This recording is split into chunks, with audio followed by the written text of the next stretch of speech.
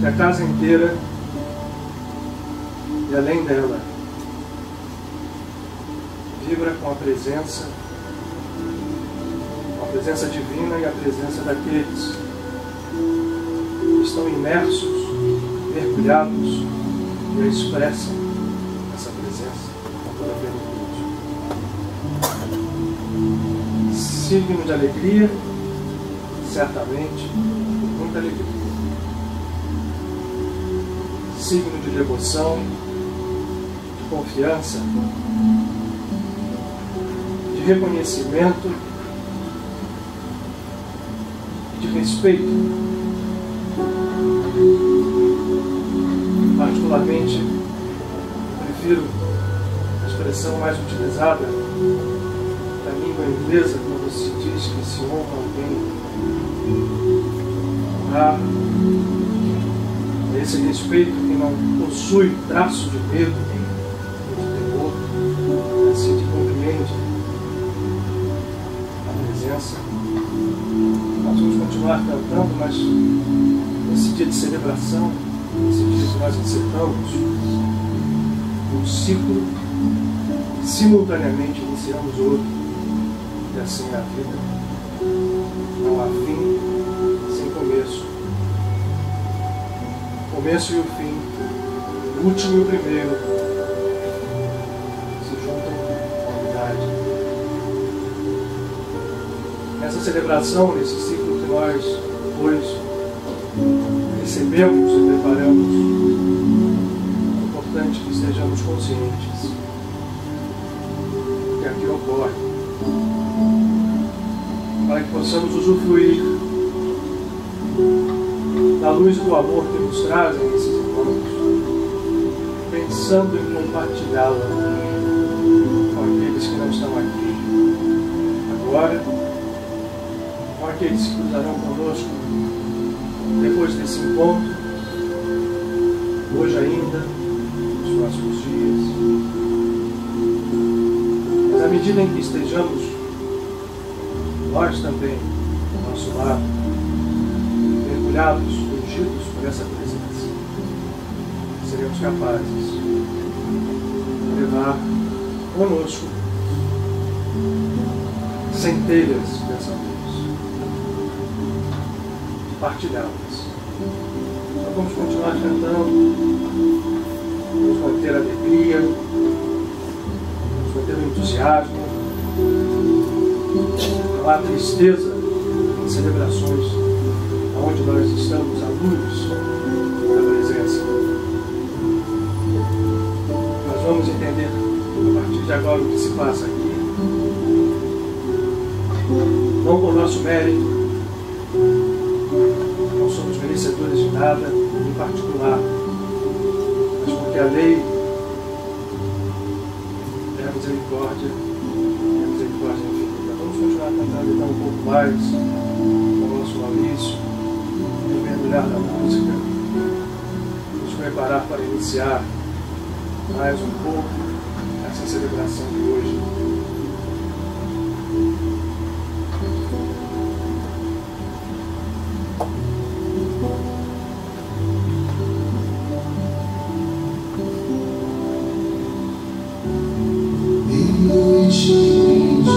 Acessar o meu caminho, abrirei cada porta, quebrarei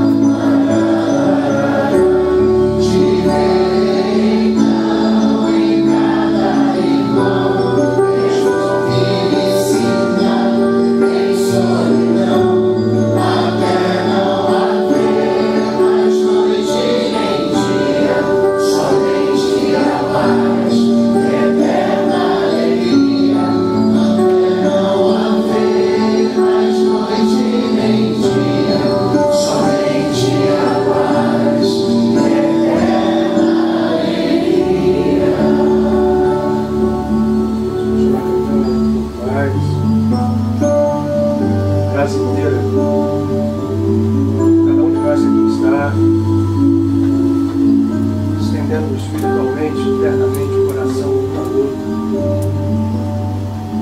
Se a gente não consegue fazer isso em nosso dia a dia ainda em plenitude, vamos experimentar agora. É sempre muito importante que a gente insista em realizar a única coisa que nos é pedida por todos os grandes que passaram.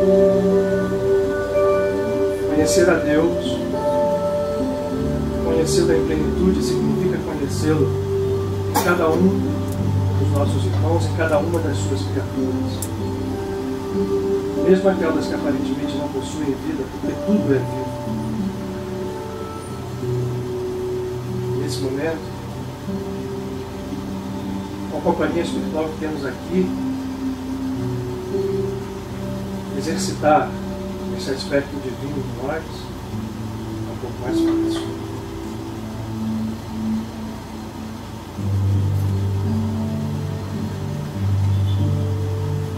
Arcanjos ajudam a marchar,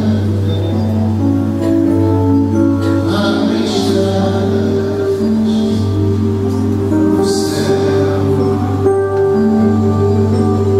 estrelas de Davi começam a brilhar, Pai Filho a se apressar, à direita São Miguel, à esquerda Gabriel, à nossa frente Muriel, na retaguarda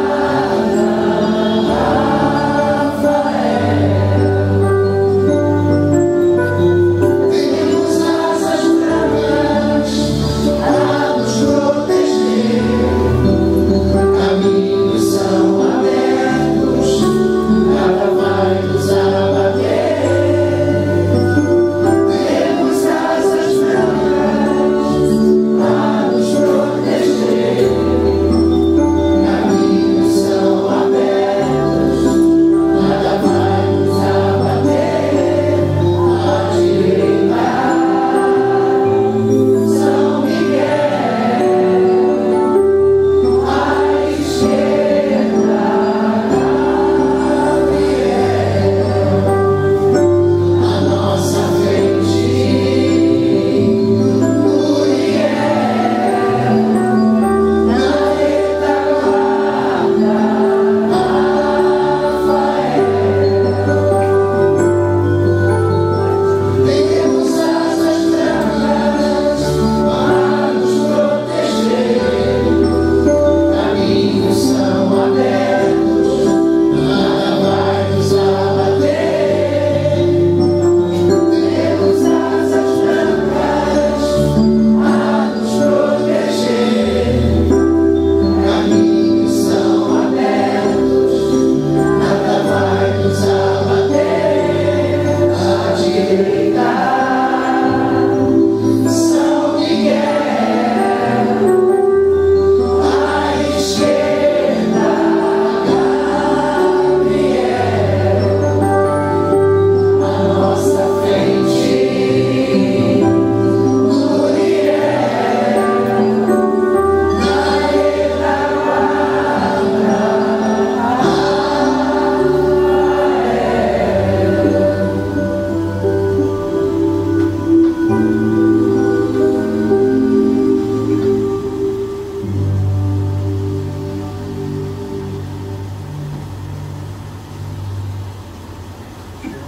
Mais um pouquinho.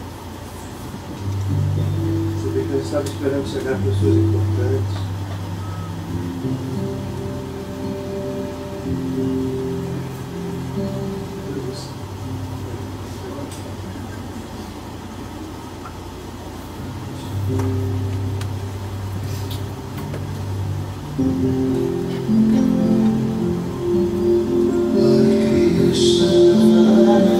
Krishna, Krishna, Hare Hare, Hare Rama.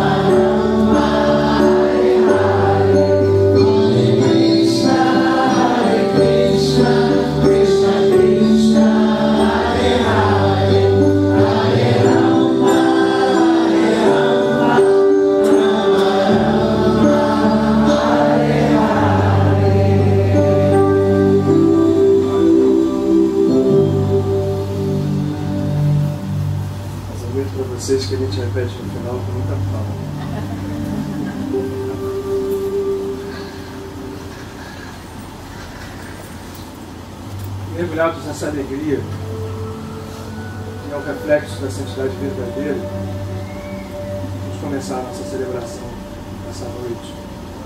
Esse dia tão especial, porque mais do que em nenhum outro, Padre Pio está próximo, bem próximo. Não que ele não esteve em outros momentos, certamente cada um de nós, e a ele dirige seus pensamentos, suas orações. Sabe o quão próximo ele está de cada um daqueles a que ele chama de seus filhos. Mas hoje, reunindo aqui uma pequena parte do seu rebanho, que ele, em nome do pastor conduz, o outro pastor, hoje, mais próximo do que nunca, nos estende as suas mãos, não mais chagadas, plenas de luz, a luz da presença que é nele, como em todo aquele que se faz santo. Nós temos aqui batalhado dia a dia para entender o que é a verdadeira santidade. Santidade verdadeira não é aparência, não é vestimenta, não são palavras rituais, não são nem mesmo atos, se esses atos não estiverem profundamente enraizados na presença da unidade do divino em nós, plenamente manifesta. Essa santidade o Padre Pio tem. Essa santidade outros tantos, muitos dos quais nós nem talvez imaginemos serem santos, também tem. E a boa nova é que essa santidade nós também a temos, ainda que adormecida, escondida, aparecendo aqui e ali, sumindo acolá. Mas nós não somos seres partidos. A unidade permanece. A unidade é a santidade. E hoje, quando celebramos mais um passo dado, é importante lembrar aonde esse passo está indo, em que direção. Só uma. Por mais pareçam haver muitas, há só uma. Essa busca da verdadeira santidade de cada um de nós. É isso que esse mês nos fala, é isso que o Natal daquele que conhecemos como Cristo nos fala. Mas vamos seguir, porque não temos muito tempo. Vamos aproveitar o dia. Como dizia Jesus, enquanto a gente tem luz, nós vamos acender as luzes, por favor. Vamos caminhar enquanto a gente tem luz.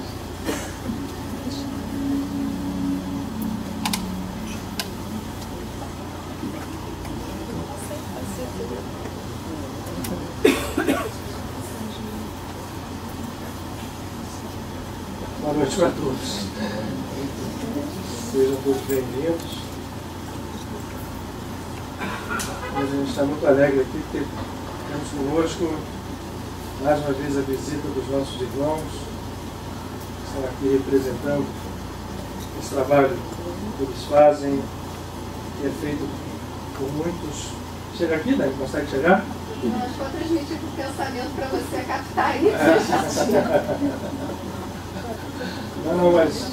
Fala da festa amanhã. É. Tem gente lá embaixo? Não. Tem gente lá embaixo? As salas são cheias? Não. Então, vocês que estão lá embaixo, sintam-se em casa também bem. Nós vamos ter amanhã a nossa festa de celebração no final de ano, no Solar das Palmeiras, às 9 horas. 8. Às 8 horas. O Otton está rindo aqui, é você com os papéis e eu com os horários. Luiz, os convites serão vendidos até hoje. Hoje são os últimos dias para que nós resolvamos. Vocês que queiram ir, o que significa essa festa? Além de ser uma festa, uma comemoração, uma alegria, é muito importante para o nosso processo aqui na casa, porque a renda apurada reverte sempre para os trabalhos aqui e para o sustento da casa. E nós vamos parar agora. Hoje é o último dia que fazemos trabalhos espirituais, até o dia 15 de janeiro.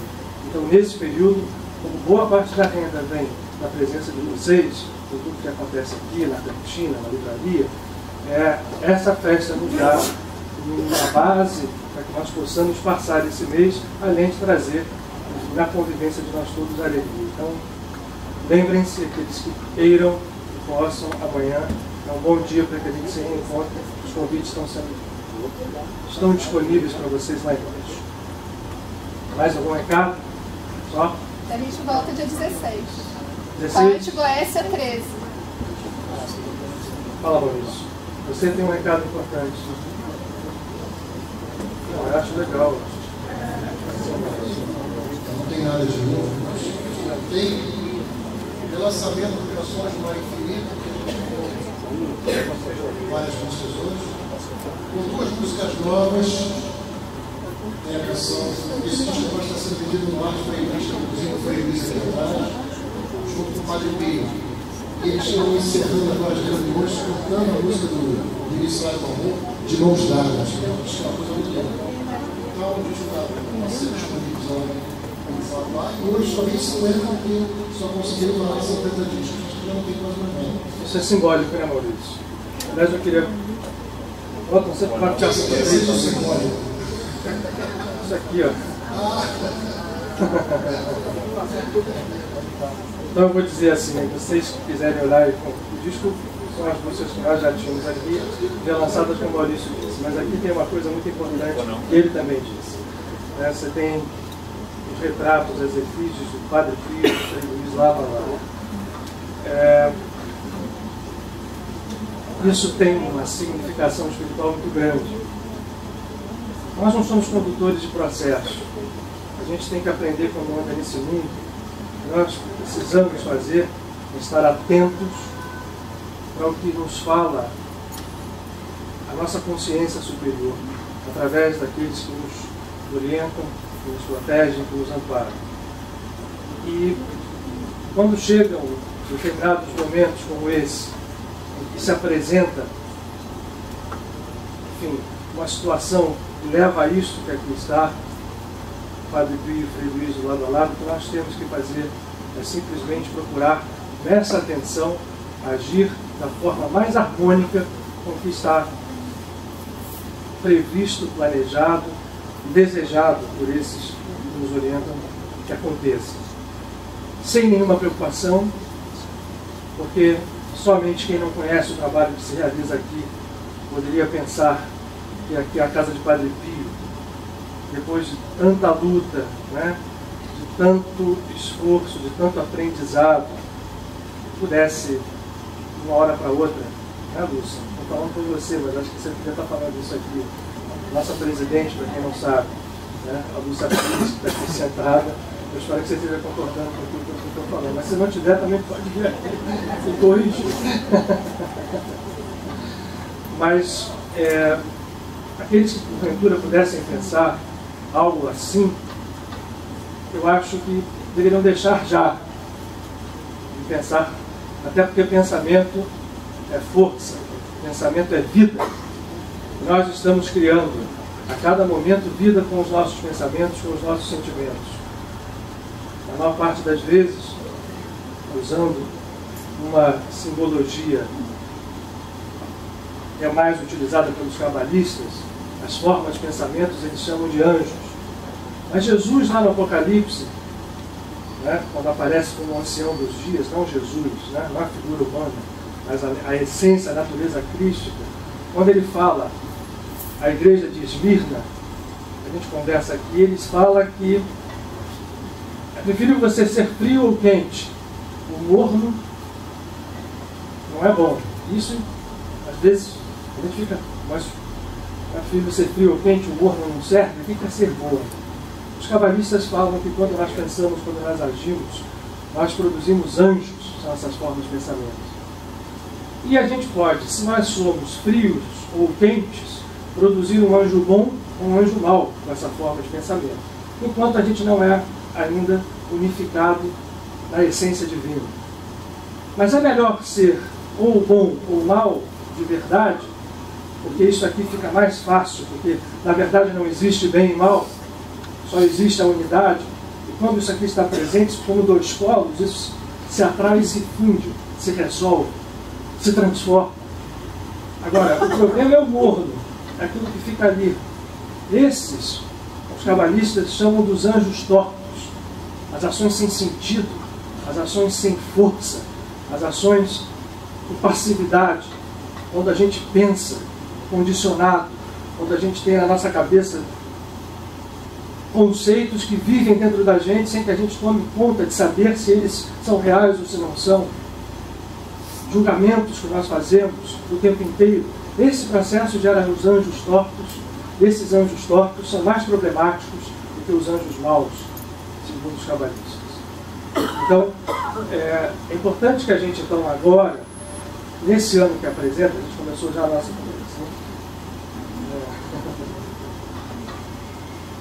nós tenhamos a perfeita consciência, principalmente nós que estamos na casa de Padre Pio, que não está havendo um processo de fusão. Nós temos o Nelson aqui, hoje, quando a Alegria está conosco, que é um dos médiuns que trabalhou na casa de Frei Luís, trabalha aqui desde a fundação da casa.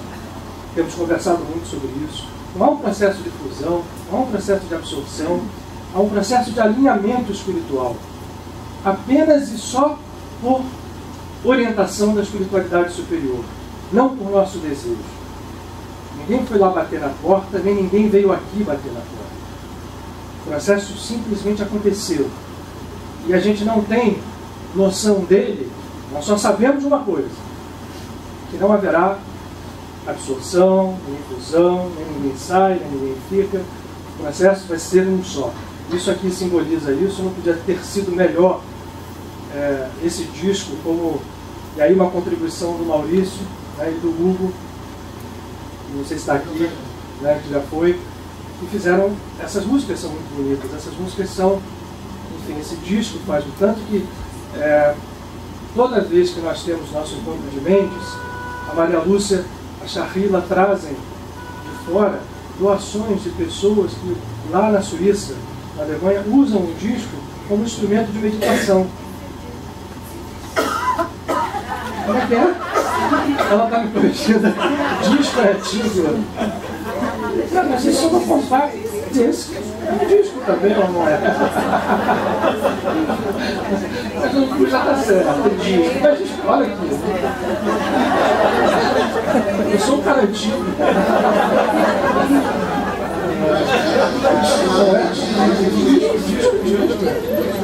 Bom, boa nova, pressorar. A boa nova é que os discos estão voltando. A verdade não é, o vinil está voltando. Você tem razão. CD. Então, o CD, então, é o símbolo dessa aliança que se dá no plano superior, e ele é usado lá fora como instrumento de meditação por esses grupos. E toda vez que a Charrila ou a Maria Lúcia vem numa ida à Europa, elas trazem doações que eles fazem em agradecimento. Não é isso, Maria Lúcia? A utilização do disco como instrumento de trabalho. Então, não é nada não. Para quem quiser ouvir, saiba que, e agora com a mini Cidade do Amor acrescentada, a gente tem então essa porta aberta. Já fui mais longe demais em relação a isso. E de hoje, hein?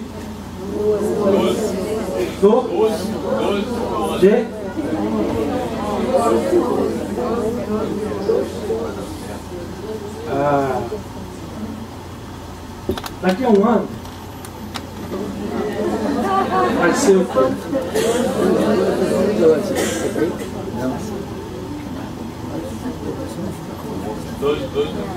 12 de 12 de 2012. Se Deus quiser. Olha, o povo está me perguntando uma coisa que eu já vou de antemão dizendo, não sei.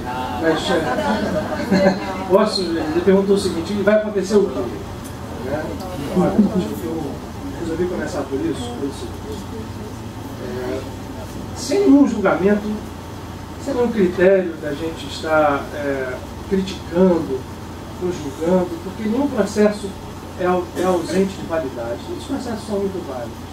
E claro, quem estuda seriamente o assunto sabe, né, pela abordagem do calendário Maia, que nós estamos passando no mundo de um calendário Maia bem sair, tirando fora todas as coisas que se agregam, né?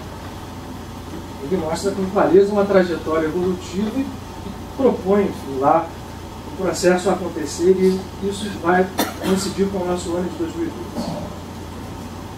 Mas não precisa estudar só o calendário Maia sem tirar a importância dele.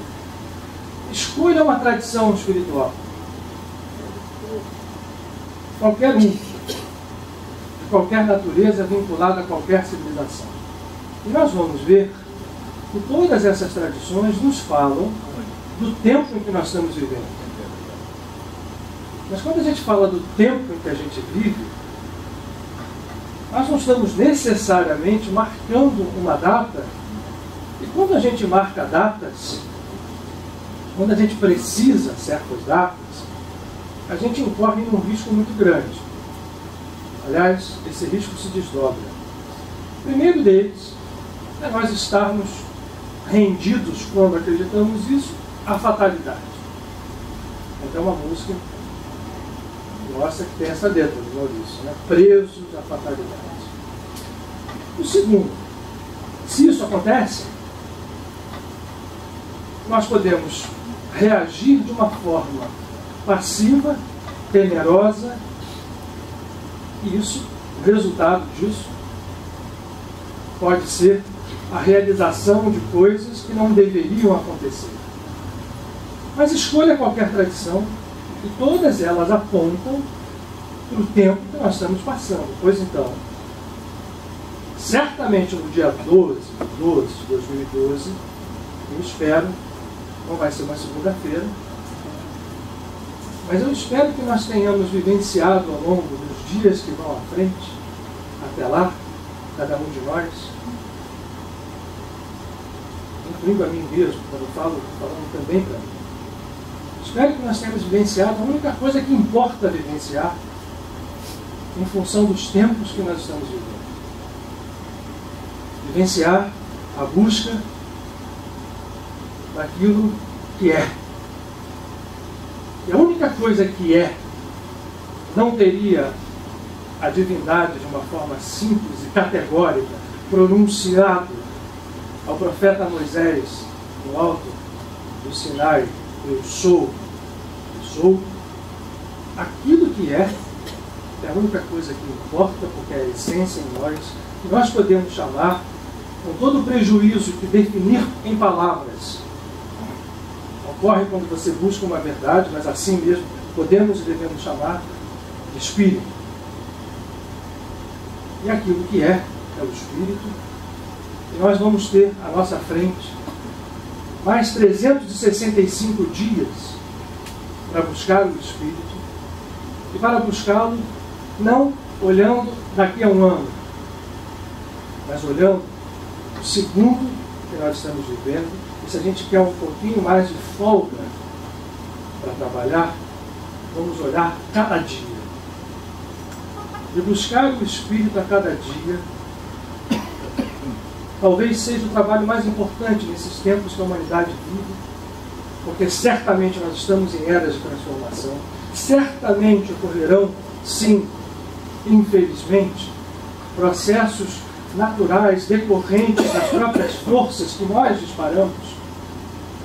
O planeta, por si só, um ser vivo, reclama daquilo que nós temos feito a ele, mas não é só emitindo gases tóxicos, nem poluindo com resíduos de petróleo. Isso é a última coisa da fila. Nós temos poluído o planeta com os nossos pensamentos. com os nossos sentimentos, com as nossas ações. Temos abarrotado o planeta de camadas e camadas de estruturas vibratórias que precisam ser refeitas. E, logicamente, que o processo semeado produz uma colheita. Mas a boa nova, eu estou repetindo muito essa palavra, boa nova, ou ressonar. Agora a gente tem a professora de hebraico, que era mais, ela corrige as outras. Né? Tem aqui a Deise, que corrige o disco francês e tudo, e a Silvia, a nossa querida Silvia, que hoje está de volta aqui, em rosa também, né? Nos alegra muito, mas a boa nova nos fala sempre de um processo que é capaz de ser transformado. Nenhum processo é fatal. Até que ele ocorra, o segundo que ele ocorra, ele não é fatal. Em Mendes, nós abrimos o nosso encontro falando do sinal de Jonas, do profeta Jonas. Quem esteve lá lembra-se disso. Porque Jonas foi orientado pelo divino a ir à cidade de Nínive, capital da Síria, para anunciar a sua destruição em 40 dias. No primeiro momento ele recusa o processo. E aí, fugindo num barco, a tempestade acontece, eles descobrem que estava acontecendo aquilo porque o Jonas tinha criado tudo, jogam ele no mar e um grande peixe o guarda por 3 dias, até que esse peixe o devolve. E o Jonas resolve então ir à cidade, chega lá e anuncia 40 dias para a destruição. O povo, tocado profundamente por aquelas palavras, resolve começar a buscar aquilo que é. E a história do livro de Jonas está ali, aqui não, mas vocês têm em casa, nas suas Bíblias, nos diz que ao final de 40 dias havia sido tão forte a mobilização de energias dentro do coração daquele povo que não houve destruição nenhuma. O que aconteceu com Jonas? O seu orgulho, o seu ego, a sua vaidade ficou extremamente revoltada, porque Deus tinha mandado ele anunciar uma destruição e tinha feito ele de otário, porque a destruição não houve. E ele realmente achou isso e ficou muito chateado. E se isolou. Começou a cuidar das suas coisas, entre elas de um jardim, e naquele jardim de uma trepadeira com pequenas abóboras, que começou a ser para ele o foco de tudo que ele queria. Absolutamente de forma desarmônica. E um belo dia, ele acorda de manhã, correndo para fazer a única coisa que ele achava que importava na vida, que era cuidar daquela planta, e ele encontra a planta seca da raiz ao seu alto. Imaginem a revolta que já estava ali guardada o quanto ela cresceu. E cresceu, e cresceu, e cresceu, até que o divino se manifesta a ele e diz: Jonas, o que você está fazendo? Quando ele vira, percebe a presença do divino, aí que ele... Eu estou aqui porque primeiro o Senhor me manda lá em Nínive para dizer que vai ser destruído e nada de destruição. E agora eu chego aqui, esse ser que eu crio com tudo mais morre e, enfim, perdeu a estribeira. E aí a divindade esperou que ele se acalmasse e falou assim: Jonas, o que estava aqui na sua frente que morreu? Uma árvore linda, bela, conforme. Uma criatura minha também, como você. Não há morte. Mas do jeito que você ama essa árvore, você projetou nela tudo, você não concorda ou quer impedir que eu ame os meus 400 mil filhos em Nínive, que eram para morrer e agora estão vivos? Então nós estamos num processo em conjunto semelhante.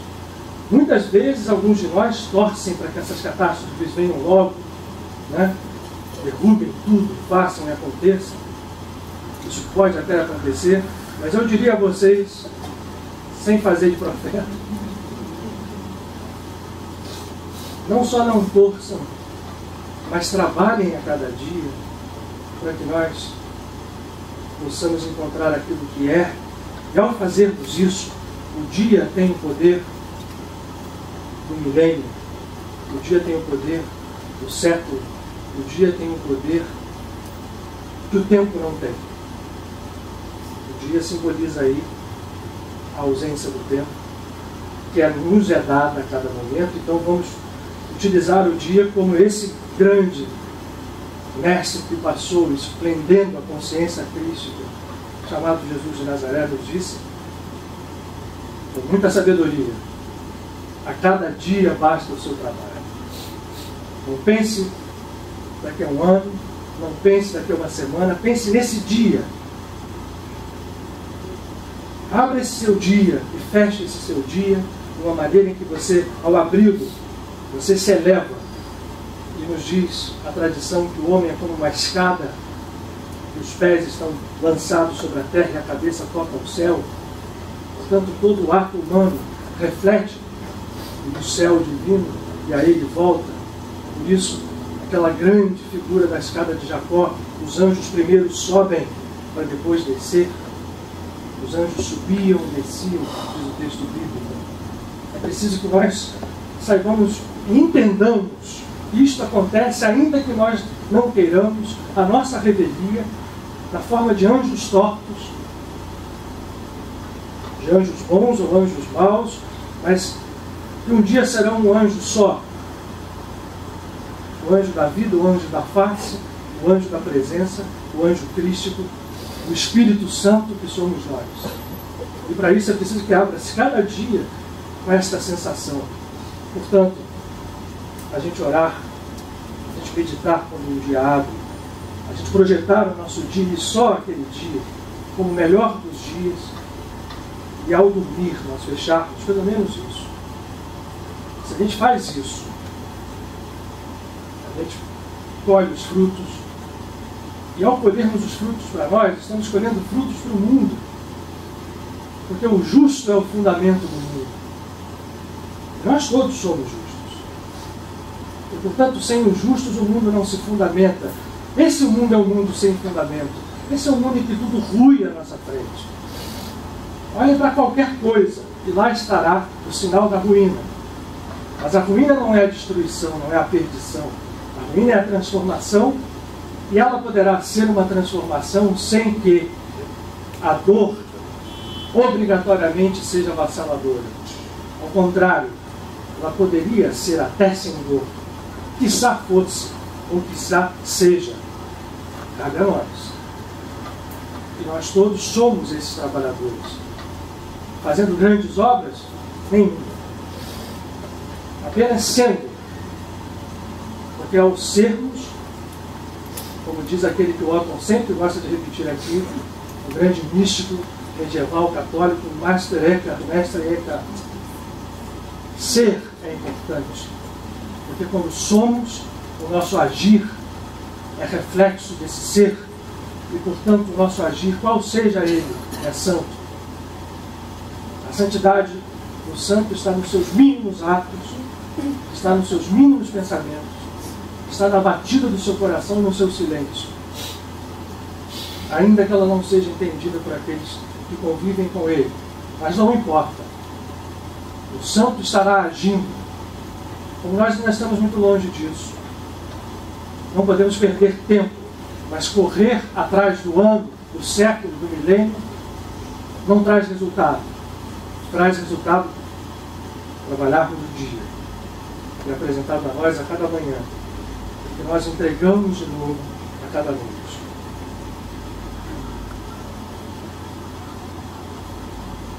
Esse é um mês especial.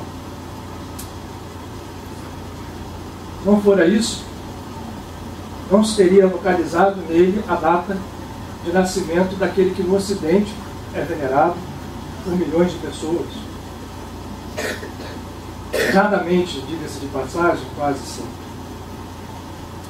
De uma forma incompreendida, quase sempre. Mas sim, nós todos sabemos que no dia 25 de dezembro, de 24 para 25, estaremos na nossa casa, comemorando o Natal. Ainda que esse Natal tenha sido sufocado, como a gente vê hoje em dia, por esse mundo em ruína. A carga um processo absolutamente comercial, planejado, que começa 2 meses antes, para que você saia fazendo coisas simplesmente superficiais. Ainda assim. E por que isso acontece no dia 25 de dezembro? Certamente, a figura é uma figura histórica, como todas as outras figuras, Krishna, Moisés, Buda, enfim, desfilemos todos eles, são figuras históricas. Mas não nos importa a figura histórica. E nós sabemos que, historicamente, Jesus não nasceu no dia 25 de dezembro. Hoje é mais do que provado isso. Não se tem uma data certa, porque em nenhum momento isso foi precisado. Melhor assim. Por que, então, os sábios que nos antecederam localizaram a data neste mês e especificamente nesse dia, 25 de dezembro? Por que nós estamos aqui hoje, no dia 12, nos referenciando a esse dia, sentindo a vibração que aqui está, nos tocando a cada um, podendo nos utilizar dela, no final, que é esse, buscarmos o que é? Por que nós estamos aqui? Porque esse é um mês realmente especial. 25 de dezembro é logo depois do solstício. Solstício, a nossa rosa, que são as pessoas, todos os meus corretores estão aqui. Quando falamos em revoluções dos astros, né? Zodíaco, signos, suas influências, eu tenho que sempre olhar para a rosa para ver se ela está aprovando ou não. Eu não faço para a Silvia, que hoje está aqui, ó, beijo.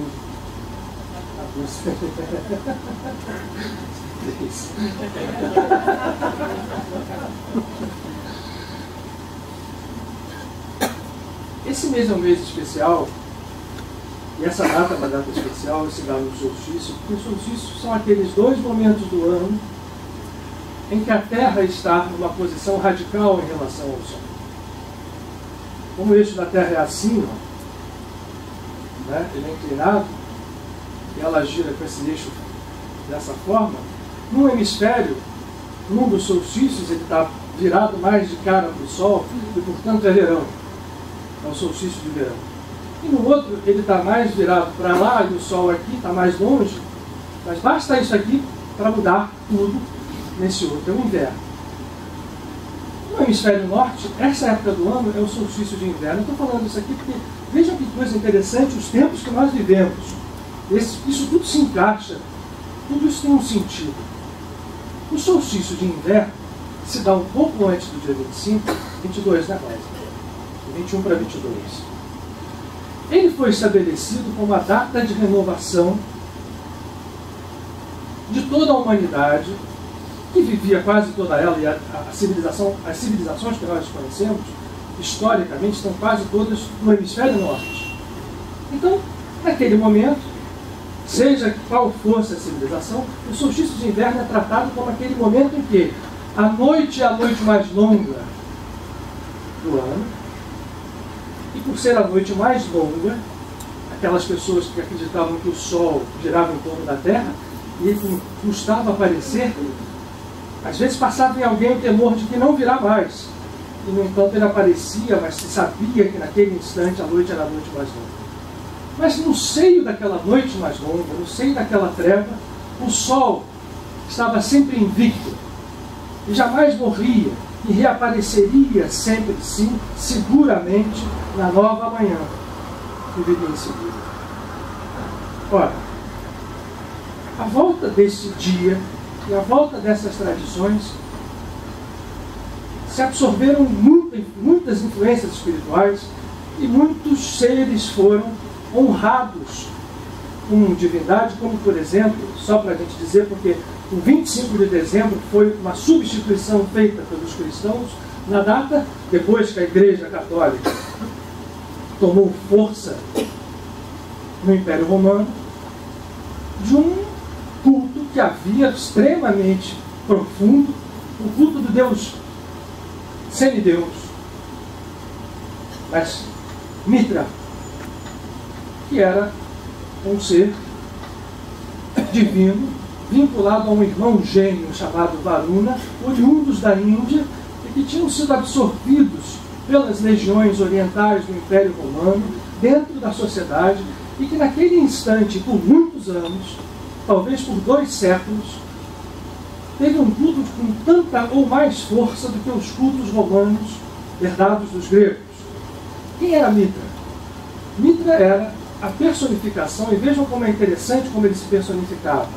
Era um ser humano, extremamente forte no seu corpo, mas com a cabeça de leão,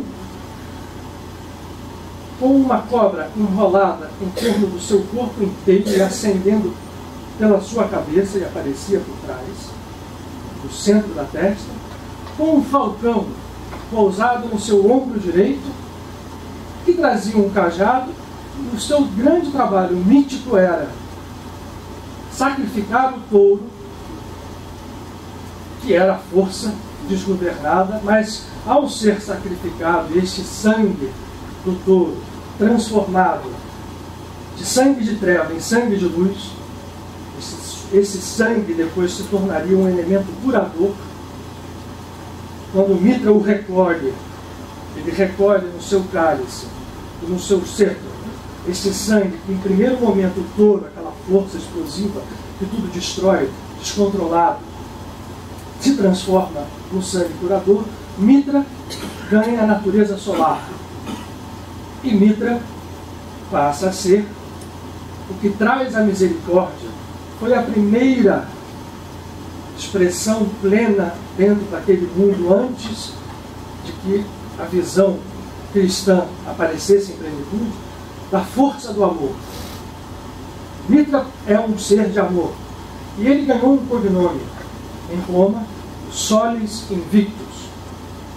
Portanto, a sua data era exatamente no dia mais escuro, porque ainda no dia mais escuro o sol não era vencido, e a noite mais longa, por mais que ela causasse temor, ela cedia espaço ao sol da manhã seguinte, e Mitra se transformava, pois, em Solis Invictus. Não é por isso, é por isso, vocês vão ver depois em escritos cristãos contemporâneos e sucedâneos a isso, Jesus passava a ser chamado de Solis Invictus. Igrejas existem com esse epíteto embaixo. Por que eu estou contando isso tudo aqui? Porque o mês de dezembro, porque esse fato aconteceu? Porque esse mês nós estamos vivendo sob o signo de Sagitário, um ciclo de expansão ígnea, de expansão solar, de transformação, de renovação, o berço de forças astrais, de energias sutis, mas que se materializam em nossas vidas, que todos os anos se repetem e se disponibilizam para nós, dependendo das configurações que acompanham a vizinhança onde a Terra circula, ou seja, o seu sistema solar, Sol no centro, planetas em volta. Esse mês é especial por isso. Também não foi por acaso que na tradição judaico-cabalista é o mês das luzes ou do fogo e é o mês dos milagres. E por isso se localiza uma festa tradicional, tão quanto é o Natal para nós, no cristianismo, no judaísmo chamado Hanukkah, onde as luzes são acesas para relembrar um milagre, mas esse milagre aconteceu, não foi porque aconteceu esse milagre que ocorre na festa. A festa aconteceu, o milagre aconteceu porque naquele momento tudo conjugava forças para que pudesse haver. Como agora. Porque aquilo não foi só num fato, não foi só quando Mitra, e não foi quando Jesus nasceu historicamente, mas foi quando o quê? Agora vamos voltar ao Natal e vamos voltar ao Cristo menino. Como se representa o nascimento de Jesus? Uma gruta, na pobreza, numa manjedoura simples, em meio aos animais que faziam parte daquela estrebaria onde estaria localizada aquela gruta, numa cidade chamada, na sua raiz de nome, Bethlehem, a casa do pão. E ali, aquela criança, que depois foi transformada em Deus por cultos religiosos, simboliza muito mais do que isso. Simboliza, na verdade, as mesmas coisas que essas outras festas simbolizam e veicula para nós a ponte do milagre possível. E que milagre é esse? O milagre é essa conquista que nós estamos falando até então. A conquista daquilo que é, daquilo que em nós só isso precisa ser buscado, realizado, mas para que isto, ao ser buscado, seja encontrado, precisa nascer. Portanto, quando os sábios cristãos localizam o nascimento de Jesus no dia 25 de dezembro, já estão abandonando a história e a figura histórica de Cristo, de Jesus de Nazaré. Não importa, porque, lembrem, ele não nasceu no dia 25 de dezembro. E ele mesmo, quando ele diz, eu saio de cena para que o Pai que está em mim se manifeste, porque eu não sou nada sem que o Pai seja, e tudo que eu sou, e tudo que eu falo, vem através do Pai. Nesse momento, quando os sábios, consciente ou inconscientemente, localizam o seu nascimento fora de uma data histórica, é para que nós abandonemos a visão restrita e limitada de um ser histórico, por mais belo e por mais intenso que esse ser seja. Mas o grande sábio é sempre humilde, e a humildade sempre diz, saia da minha frente tudo aquilo que seja a imagem que restringe, para que surja a única e verdadeira imagem que importa, que é a mesma que está no outro, ainda que esse outro tenha a aparência do pior dos males. Jesus nasce, pois então, mas não nasce, quem nasce é o Cristo, dentro de uma gruta, dentro de um lugar escuro, dentro de um lugar pobre, cercado de animais. Rosa, diga lá.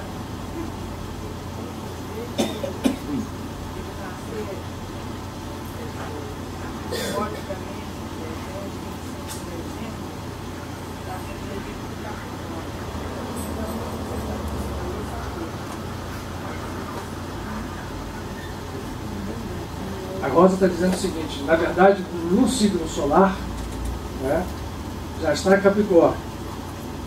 E Capricórnio, escuridão, é Saturno. E o que é Saturno em nós, essa treva aparente? O que é uma gruta em nós? O que somos nós, na verdade? Nós somos seres que, ao vivermos de ilusão, acreditamos que as verdadeiras riquezas, que os verdadeiros bens, que as coisas que importam estão em locais e, portanto, simbolizados de uma forma bem diferente do que a simbologia que é trazida para representar o nascimento deste ser. Nós acreditamos que a beleza estará nos palácios, estará nas riquezas aparentes do mundo, mas elas não são nada se não estiver em plenitude a essência. E a essência tem que estar oculta na treva, porque a treva tem, em contrapartida com a luz, a sua razão de ser e o seu espaço, porque as duas, na verdade, são uma só, uma luz maior do que a treva e do que a própria luz. Dentro de nós estará sempre quando a gente quer, quando a gente busca, quando a gente realiza, e quando isso acontece, dentro de nós está simbolizado o mesmo nascimento, como é descrito, o nascimento do Cristo, o processo se inicia. Vejam bem, está posicionado nesse mês o movimento inicial de nascimento de um ser pequeno, transformado em criança, uma criança divina, sim, mas uma criança. Em cada um de nós, quando a gente encontra esse nascimento, surge a natureza crística. E ela surge num lugar escuro que nós temos dentro de nós. Nós não temos que procurar a nossa natureza divina nas exterioridades dos nossos atos, nos palácios do achar que somos aquilo, ou daquilo que dizem que nós somos. Temos que procurar na gruta mais profunda, onde numa manjedoura, na simplicidade, na verdadeira humildade, que é bem diferente daquilo que nós pensamos ser humildade, nasce um ser que é um rei, ou um filho de um rei, e será sempre porque a nossa natureza crística é o espelho da natureza divina em nós. E nós, quando achamos muitas vezes que ser humilde significa você se achar menor do que os outros, ou o outro maior que você, não é nada disso. Humildade verdadeira, isso é humildade impura. A humildade pura é aquela que enxerga o outro em si mesmo e se vê a si mesmo no outro. Isso é ser humilde. Porque quem é humilde de verdade sabe que é filho de um rei. E sabe que aqueles animais que estão ali à volta, muita gente fala assim, né, tentando simbolizar. Ali estão os instintos, ali estão as coisas, né, ruins que nós temos e que a gente precisa domesticar, igual aqueles bichos que ficaram mansinhos. Não é isso não. Os animais são divinos também. Ali neles está a divindade. Quem somos nós para dizer que um animal é inferior a nós? Na escada evolutiva, isso é presunção. Esse animal tem tanta divindade quanto nós temos. E quantas vezes nos provam isso? Esses seres inferiores. A cada segundo, inferiores, entre 1000 aspas. Ora, aquele ser divino, no meio de uma manjedoura, está à sua volta outros seres divinos, que são os animais, não domesticados, mas presentes. Eu não posso deixar de falar isso para vocês, mas uma das coisas mais intrigantes que existe, dentre as coisas que foram descobertas da arqueologia sagrada, além dos evangelhos gnósticos de Tomé, de Filipe e de outros, foram estelas com pinturas, com iluminuras, mostrando na redenção, quando houver a redenção da raça ou da humanidade, as figuras angélicas estão representadas nessas iluminuras, que até hoje são motivo de estudos, com corpos humanos e cabeças de animal.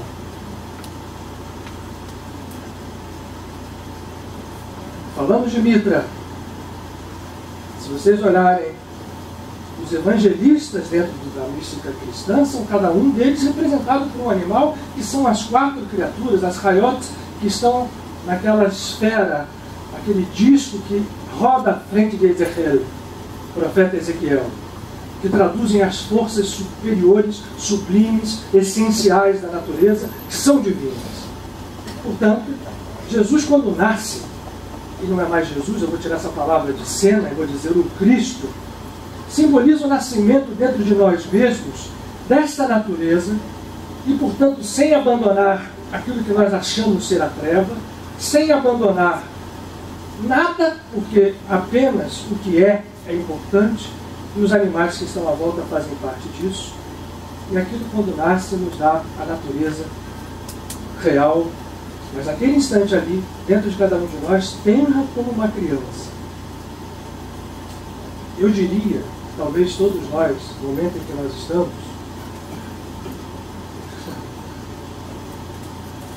vamos nos dar um crédito.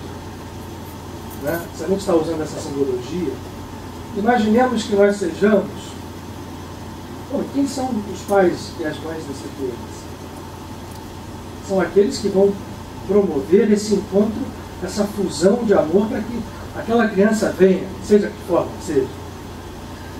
Mas nós ainda somos, cada um de nós, aquele casal que está, ao ser chamado para um recenseamento, os pais dessa criança divina recolhem as suas coisas e caminham em direção à cidade do pão, a Bethlehem, e sabedores, quando chegaram lá, que não encontraram estrebaria nem hospedagem.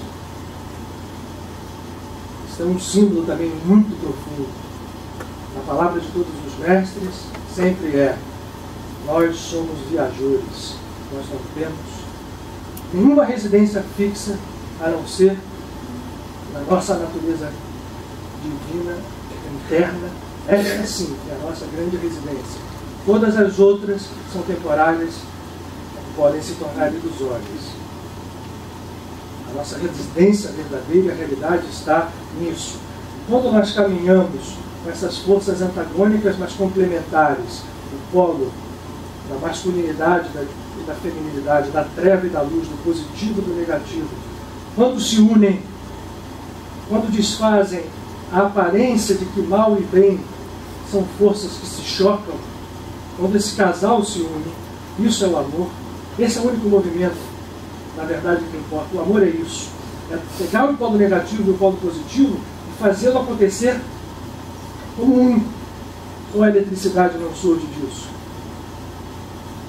Então, tudo que nós fazemos não surge da fusão desses polos.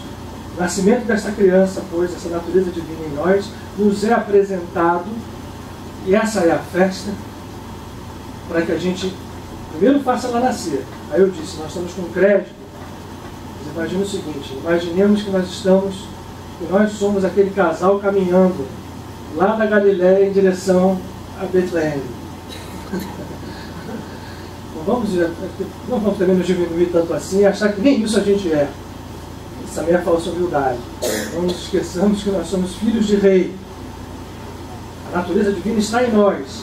E, portanto, humildade verdadeira é entender que ela está na gente, está no gato, está no cachorro, está no átomo, está no bandido, está em tudo. Esse é o verdadeiro segredo da vida. E com ele nós trabalhamos a vida e transformamos a vida. Se a gente então acredita nisso, nós somos aqueles que estão caminhando em direção à casa do pó. Quando isso surge, quando essa natureza nasce, aí passa um segundo tempo de trabalho. Nós não estamos nele ainda. Que é cuidar dessa criança, para que, como está lá no Evangelho de Lucas, ela cresça em graça, em força e em beleza. Esta é uma frase intrigante. O Evangelho de Lucas termina a descrição do nascimento desse ser desta forma. Não está se referindo, lembro de novo, à figura. Não estamos diminuindo a figura de Jesus, mas nós não estamos nos referindo a ela. Porque se nós estivermos nos referindo só a ela, estaremos diminuindo. Estamos fazendo o que ele quis vir fazer aqui, mostrar a plenitude dessa natureza crística à disposição de cada um de nós. E, portanto, nesse dia especial, nós podemos, um minutinho que seja, parar para pensar nisso. Se é possível que eu utilize a força daquele dia para que, de alguma forma, em algum tempo, em algum momento, ainda que eu não saiba quando, isso seja realidade dentro de nós. E para isso eu preciso trabalhar, volta ao início, com o dia. Cada dia. Porque se eu faço isso, o tempo cede. O tempo encolhe. O tempo se submete a nós. E aí você serve ao divino, depois, dentro do tempo, mas com o controle dele. Mas enquanto a gente não tem esse controle, é preciso que a gente saia desse tempo, e isso só se dá nessa busca incessante, como quem quer ar, depois de estar sufocado quase à morte. Então, isso é um entusiasmo, é querer isso de uma forma tão grande como aquele que está sendo empurrado para baixo d'água e fica ali mergulhado, como aquele que quer sair e respirar. Se nós não temos isso ainda em plenitude, buscar isso é a nossa grande meta. A cada dia, a cada hora. Caiu, levantou. Titubeou, levantou. Fez uma coisa que achava que não devia ter feito, levantou. Porque nós, quando fazemos ao contrário, entramos no polo oposto disso. Eu até não tenho mais coisas hoje aqui para comentar com vocês, fiz uma cola, mas a gente já foi muito longe. Mas tem umas coisas muito interessantes. Se eu caio no polo oposto disso, eu estou caindo no processo inverso que muitas vezes passa para nós como se fosse verdadeiro.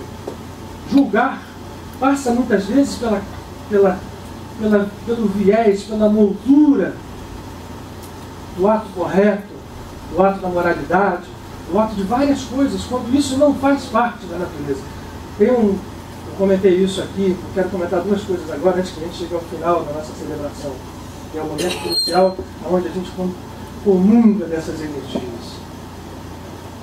Duas coisas que eu queria comentar. Primeiro, dito de um grande sábio, que eu falei outro dia lá embaixo, mas quero repetir para vocês aqui. Ele dizia assim: olha, eu cheguei a uma só conclusão na minha vida. Se Deus não olha para o lado do mal, quem sou eu para me atrever a fazê-lo? Olha a profundidade nessa frase.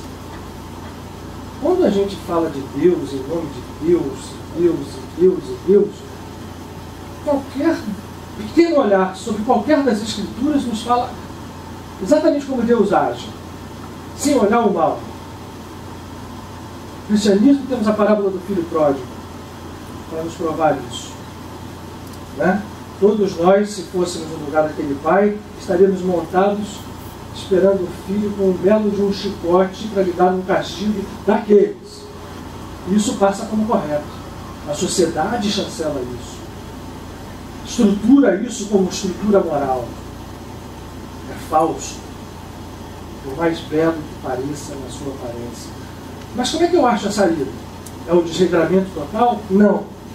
É um mergulho profundo nessa gruta, onde há uma natureza pronta para nascer e se transformar a partir da fusão das coisas que geram o julgamento, que é o afastamento dos povos. Quando eu os separo, eu começo a enxergar que este combate aquele. Mas, na verdade, o que eles têm que fazer é se unir, e por isso a simbologia do amor como instrumento de reconstrução do mundo, do universo, a única força capaz de fazer isto acontecer. E nós temos, por condicionamento, afastar o amor, mesmo das nossas estruturas aparentemente perfeitas e corretas, que regem a nossa sociedade. Mas estamos num outro tempo. O tempo do amor chegou e, logicamente, isso gera extremos desequilíbrios, mas faz parte do processo. Coragem é aquele que tiver de saber mergulhar nele e sair dele. Caso contrário, nós estaremos nos excluindo dele.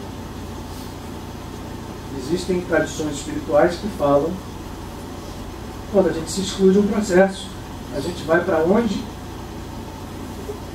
Enfim, aonde o nosso coração estará, o nosso tesouro está, pois o nosso tesouro está onde o nosso coração está.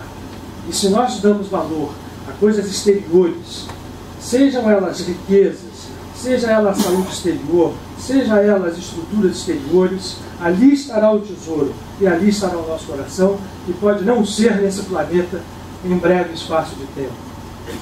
O planeta vai andar, mas se nós trabalharmos, nós não só ficaremos aqui, como estaremos ajudando, como escadas que somos da divindade, a esta reconstrução, os mistérios da vida sublime, os mistérios da vida universal, onde nós somos operadores da divindade, ainda que não saibamos isso. Isso é uma coisa importante que a gente entenda com precisão, nesses momentos em que nós passamos.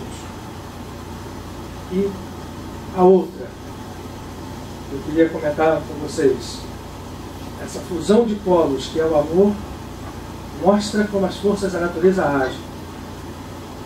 E nós temos tido, por parte dos ensinamentos espirituais, sempre, até agora, uma noção de que as coisas se fazem com extremo esforço e que só assim você consegue as conquistas. É verdade? É verdade parcial. O exemplo que eu queria trazer também de um grande mestre, aliás, de uma grande mestra, porque quem chamou a atenção para isso em primeiro lugar no século XX, aliás, Padre Pio, me desculpa, eu vou lhe incluir nisso. Mas dentro da visão ocidental, mas isso nós podemos olhar em diversos santos, por exemplo, no judaísmo, isso é verdade, no sufismo, isso é verdade. Paramahansa Yogananda nos mostra como isso é verdade também dentro da tradição oriental, do hinduísmo, entre aspas, pelo simbolismo, a tradição védica. E que é essa verdade? É de que as coisas não são atingidas com esse esforço obrigatório como nós somos levados a crer. Teresinha de Jesus dizia: até então a gente tinha que subir por essa escada, mas Deus está nos dando um elevador. Padre Pio dizia: ora, ora e ora, e você verá o que vai acontecer. Mas que oração é essa? Orar, a oração não é você não ora perante a Deus, porque Deus não está fora. A oração é Deus. A oração é a divindade, a essência dela. Quando a gente atinge o estado da oração, nós estamos expressando Deus. Isso é a verdadeira oração. Eu não oro para Deus. Eu oro porque Deus é. Quando Ele é através de mim, o milagre abre as suas portas. E aí eu não preciso fazer grandes pedidos, nem grandes esforços, a não ser esse entendimento. Padre Pio falava isso, Dona Ângela Galera falava isso, Teresa falava isso. E o esforço pode ser traduzido nessa figura, como outro grande mestre nos diz. Como é que eu consigo fogo? Ora, eu posso conseguir fogo pela fricção. E é um método válido, extremamente eficaz. Foi assim que surgiu no mundo o fogo. Assim que o homem descobriu. Como é que uma luz dessa incandescente opera? Tem uma professora de física ali também, para corrigir qualquer problema de conceito. Tem um engenheiro elétrico aqui, o Nelson. Como é que uma lâmpada a filamento opera? A corrente passa, o filamento opõe uma resistência, essa resistência gera luz e calor, perda de energia. De uma certa forma, nesse caso, né? Para a iluminação. E aí se usa essa figura para a gente falar, não adianta a gente buscar construção sem resistência. Isso é válido, é. Construção de nós mesmos tem que passar pela resistência, pela batalha contra as nossas influências inferiores, contra as características do nosso ego, contra aquilo que nos domina. Mas hoje tem um tipo de luz muito interessante que simboliza uma coisa também muito interessante. As luzes de LED, né? De díodos que são, não é, Márcia? Resultado de quê? De saltos quânticos dados por elétrons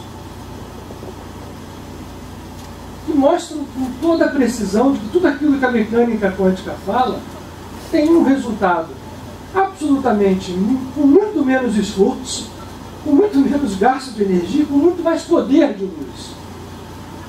Ora, isso para mim é a melhor comparação para aquilo que os grandes mestres nos trouxeram, incluindo Jesus. Jesus nunca chegou para dizer que você tem que se arrasar, tanto que gerou até uma corrente de seus seguidores que viram isso de uma forma tão intensa, mas não souberam compreender, que projetaram nele assim: ele já salvou a gente, não precisa mais nada, não tem esforço nenhum. São os evangelhos. Isso também não é verdade. A graça também não é de graça, mas isso tem uma pista mostrando ali. Ele não chegou para dizer: se arrasem e fiquem presos a uma vida de reencarnação, de pagar dívida. Ao contrário, ele diz assim: olha só, tem uma saída melhor. Ore, perdoe, não julgue, transforme-se sem luta. Busque a consciência, o conhecimento crístico dentro de você e essa natureza. E o Espírito, se você busca pelo grande, o pequeno lhe é acrescentado. Se você busca pelo celestial, o terreno lhe chega.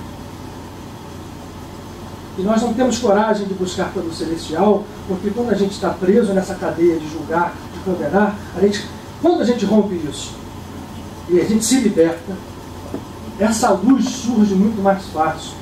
E essa luz cobre a multidão dos nossos pecados. Ela rompe as cadeias de tempo.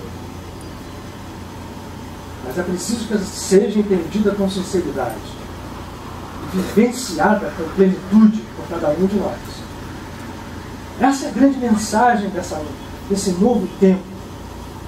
É claro que nós temos que pagar os nossos débitos do passado, mas o débito do passado só é pago dessa forma, e aí vou voltar para Jesus. Ele diz, olha só, a saída mais fácil, você perdoa, você vai, se entrega em oração nessa essência divina por inteiro ao Pai, ora pelo seu irmão, se reconcilia com ele, não o condene, não o julgue, faça isso, depois ore. E aí você entrou pela porta do reino, fez nascer aquele Cristo. Aí ele continua, porque do contrário, você não faz isso. Primeiro, a sua oração é vazia. E depois, ela é tão vazia que ela vai te entulhar de coisas e vai chegar um oficial de justiça, ele virá com todo o seu débito e vai lhe cobrar. Se for um débito muito importante, você vai para a prisão e não sai dali até pagar o último centavo. Mas isso não é obrigatório, isso é uma opção. Infelizmente, nós todos temos escolhido a segunda opção. Como continuamos a julgar, como continuamos a condenar, como continuamos a não ver o outro como a nós mesmos, mas querendo, para nós interessa aquilo, para o outro seja diferente. Não faça ao outro aquilo que você não quer que faça. Faça ao outro aquilo que você quer que seja feito a você. Isso é balela para cada um de nós. Agora, aquele que fizesse isso plenamente, por isso às vezes se fala de que o mal é melhor do que o morno, às vezes tem gente que aceita do outro lado que aquilo, a lei só é gerada em termos de pecado e condenação quando nós estamos ativados a ela e ligados a ela pelo nosso próprio comportamento. Quem mede e quem julga, dizem os grandes mestres, decretou um julgamento sobre si mesmo, inapelavelmente. Igual, de forma contrária, àquele em que julgou e condenou. Isso é inapelável até que nós saiamos pela outra parte. Por essa da reconciliação, por essa da transformação, por essa de criar luz, por essa de fazer nascer a criança crística dentro de cada um de nós. Eu já me animei muito, a gente ainda tem um pouquinho de tempo para fazer a nossa cerimônia. Eu queria que a gente pegasse as águas e queria que nós todos agora... Eu falei pra caramba, me desculpem, mas agora é a melhor hora. Tudo que eu falei não vai nem chegar de perto ao que nós vamos ver agora. Não porque seja não, mas é porque nós temos companhias espirituais aqui que estão nos trazendo isso. Então, vocês vão receber, eu quero que eles colaborem aqui com quem está, e tem para quem está embaixo também, tá? Estou falando para quem está lá embaixo. Uns copinhos com água, que é um presente da espiritualidade trazido a nós. Na quinta-feira, o nosso grande companheiro, sem que isso diminua os outros, todos que estão aqui, mas ele que foi o veículo, está até ali no retrato, para quem não conhece, ao lado do Maharishi, nosso irmão Pierre, né, entre o Kardec e o Maharishi, ali na parede de lá, ele materializou, usando a ectoplasmia, convido ele está aqui na minha mão, um perfume trazido por Padre Pio. E o cheiro disso é algo que ainda está aqui desde quinta-feira, hoje é segunda. Esses copos d'água que vocês estão recebendo contêm um pouco desta água. Não é nenhuma coisa que a gente olhe, né, em si mesmo. Tudo é veículo, tudo é estrutura. Vocês podem até, se vocês cheirarem e tiverem bom olfato, vão ver, né? Não é não? Mas o gosto, vocês vão ver que está ainda um gostinho de perfume. Não é gosto de água. Mas todo mundo vai receber. A gente tem para todo mundo. Então, enquanto não há, não chega. O que eu vou propor a vocês? Esse final de encontro, por isso é um clímax da história, ou dos recebedores.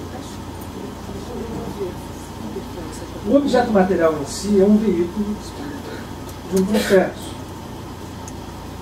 É um treino para nós.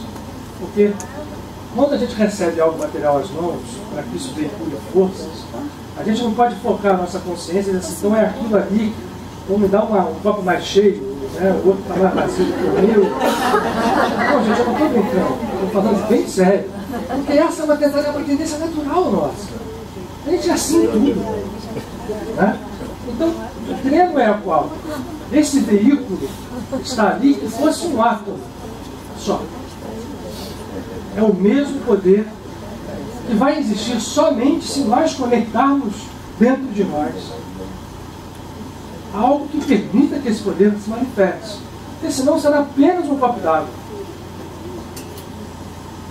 Então eu diria que antes de vocês tomarem, não vamos ter nenhum ritual específico que a gente tome, não, cada um tome na hora que achar, pense nisso, porque na hora que essa consciência acontece, ele realmente se torna veículo de coisas que podem chegar à raia do milagre.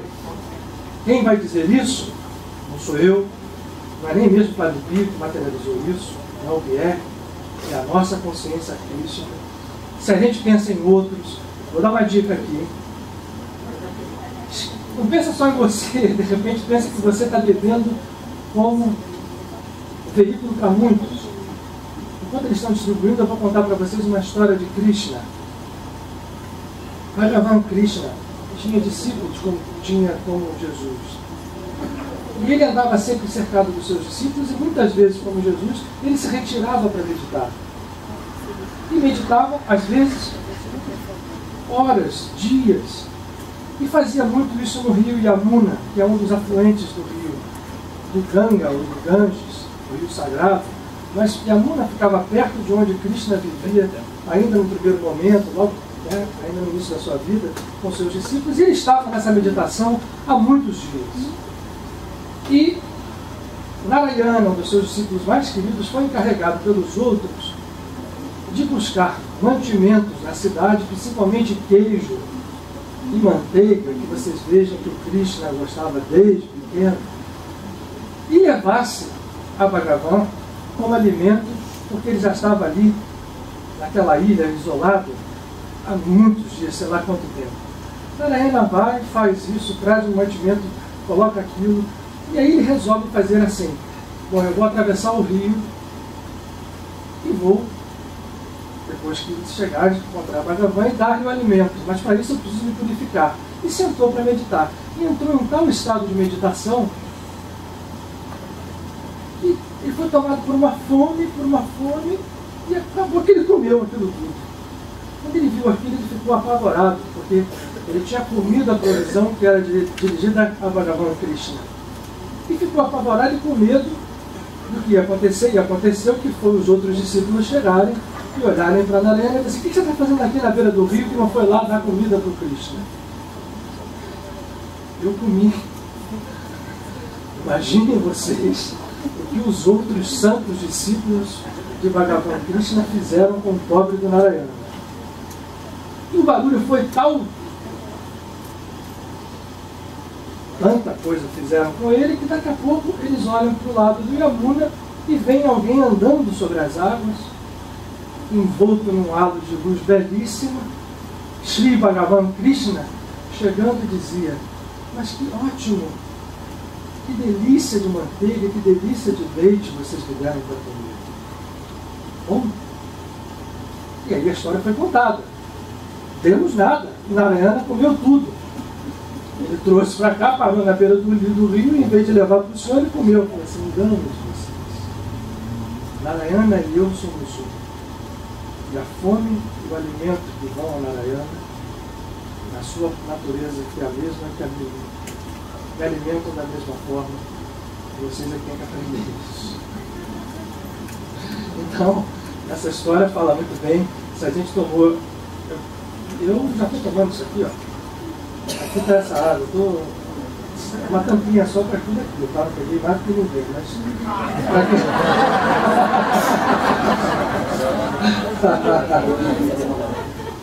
Mas confesso para vocês que meu copo aqui estou tomando, como eu faço sempre, a água proposta aqui.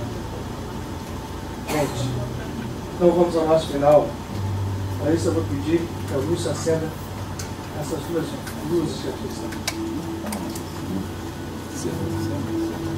Olha para as luzes agora. Agora é a hora. A gente vai passar um pouquinho da hora, mas hoje é o nosso último encontro do ano. Pode ser que no dia 12 de 12 de 2012 a gente não. Tô brincando.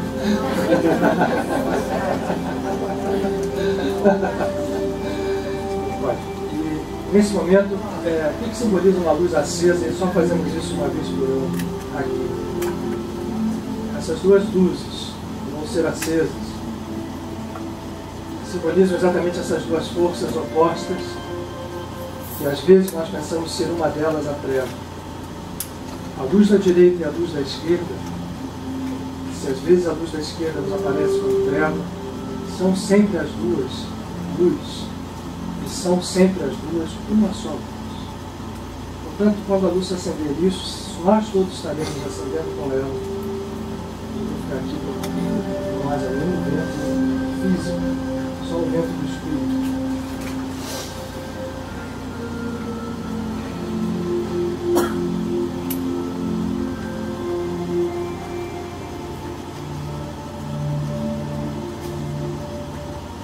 Desliga o ar, viu, segundo, por favor, depois do esse vento daqui é incomoda muito.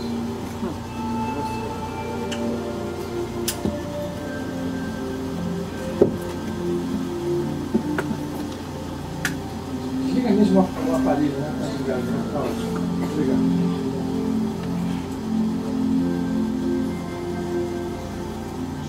Ele sempre brinca que esse é um esforço que nós temos que fazer. Ela está sendo o veículo do nosso esforço para acender a nossa luz interna. Então, nós todos sejamos acendendo a luz junto com ela.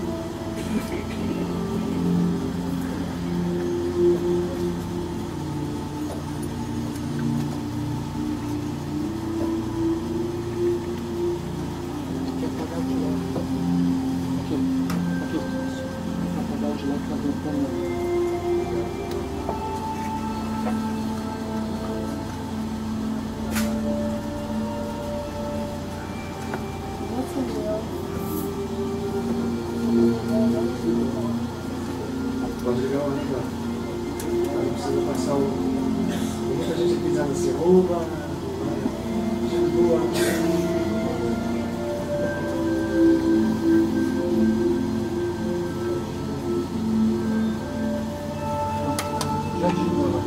que a bênção dessas duas luzes seja a bênção desse dia.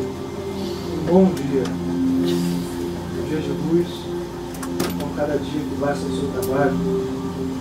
Essas luzes representem e reflitam todo o nosso esforço, que certamente faremos daqui para diante, de iluminar o nosso dia, de fazer com que pela manhã nosso primeiro pensamento seja para a presença divina em nós. Entendermos que a oração é a expressão, o perfume dessa essência da própria divindade, do próprio Espírito. Orando, como diz Padre Pio, se definia como apenas um frade que ora, nós construímos essas pontes até que a nossa natureza e a da divindade sejam uma só.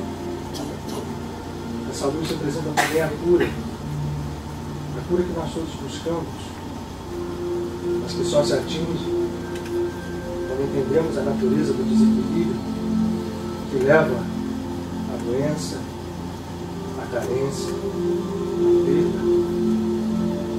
Tudo nasce de apenas um entendimento distorcido do que é a criação.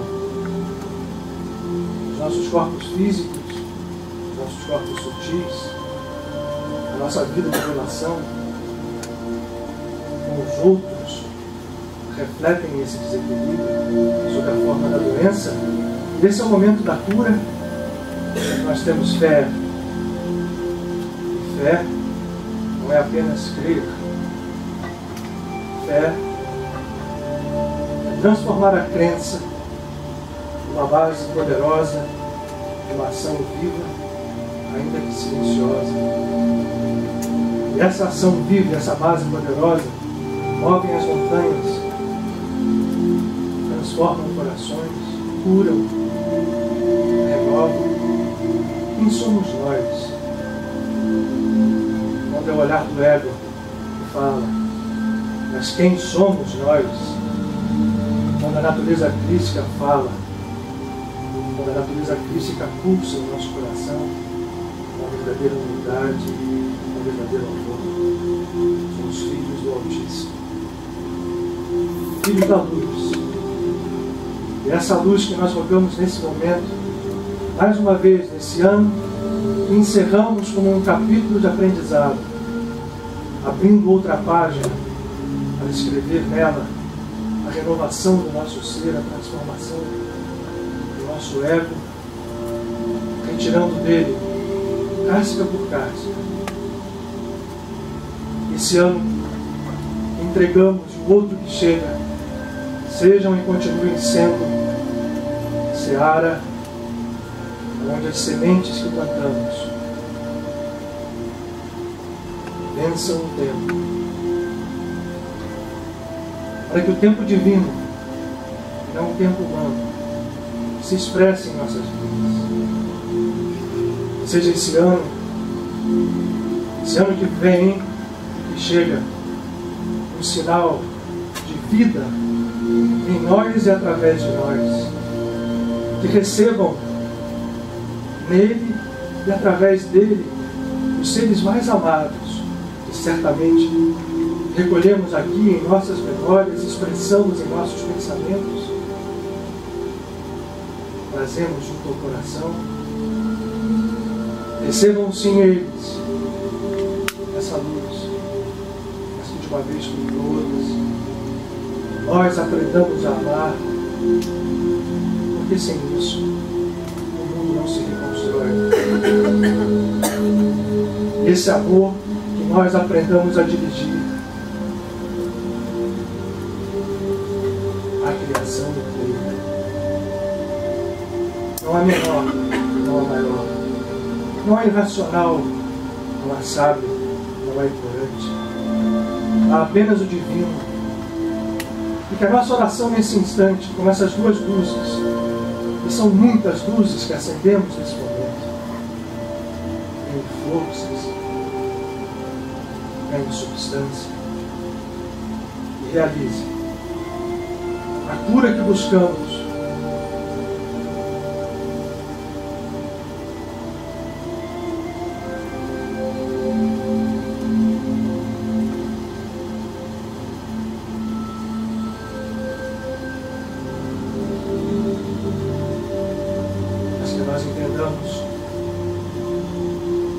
Uma cura a ser buscada e ao ser encontrada, todas as outras acontecem.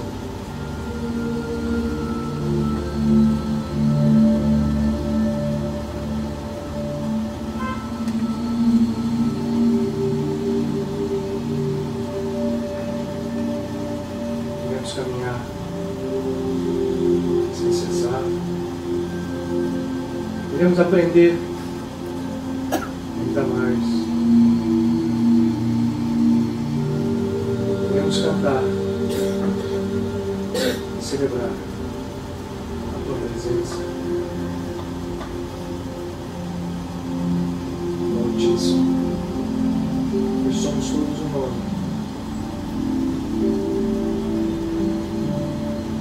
Vamos reconstruir esse nome, santificá-lo, para que santificado seja o teu nome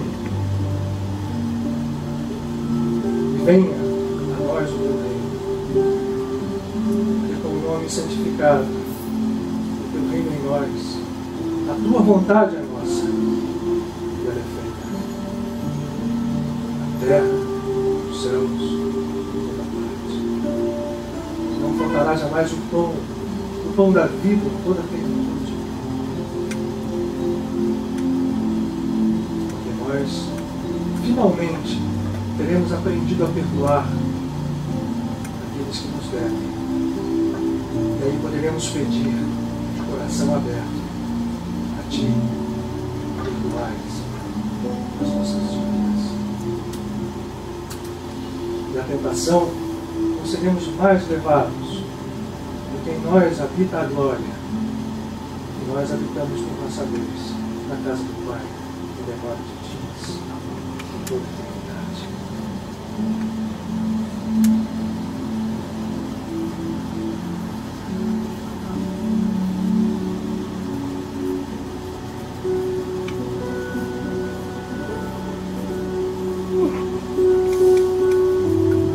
Francisco de Assis, ao seu querido Frei Leão, escreveu uma vez: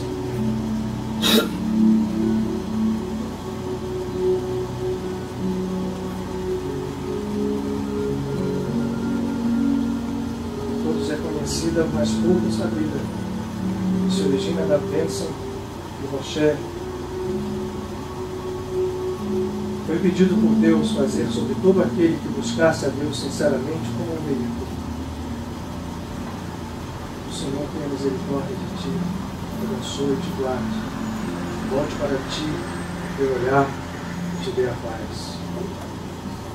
Nesse instante eu peço permissão para que da imperfeição que ainda carrego seja retirada toda a casca e todo o empecilho. Essas mãos, nesse instante, não pertencem mais a mim, possam proclamar na língua original esta mesma bênção que Francisco, abençoando a Frei do Leão, abençoa a cada um de nós, repetindo a bênção sublime, o nome santificado, distribui a cada filho, a cada filha que assim busca de coração sincero. Yevrechecha Adonai veishmerecha. Yael Adonai panav elecha vichuleka. Yisa Adonai panav elecha v'yasem lecha shalom. Que a paz venha sobre nós, se mantenha conosco. Vamos cantar por isso, para terminar. Senhor, eu sou da tua raça. Nessa música, agradecendo a Padre Pio, a Francisco de Assis e a todos os mestres que aqui estão, a Mãe Sogananda, e a todos que labutam nessa casa, aguardando que nós sejamos finalmente despertos para entender que serviço é importante. Só serve a Deus e aos homens aquele que tem Deus expresso em plenitude dentro de si mesmo.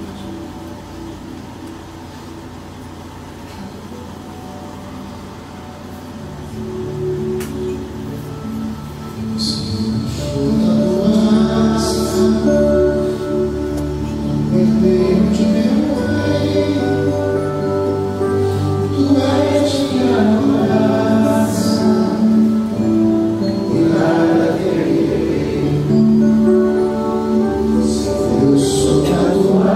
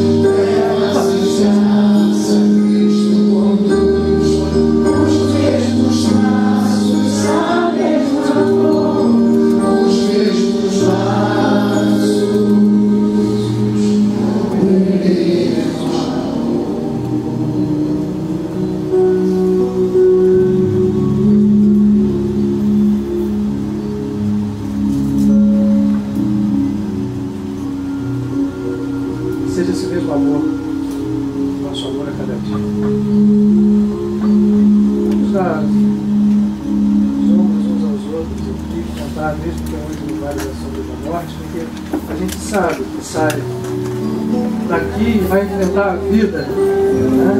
Vai sair para algazarra, mas com essa certeza a gente se fortalece a cada dia. Quem não tiver ombro, dá a mão.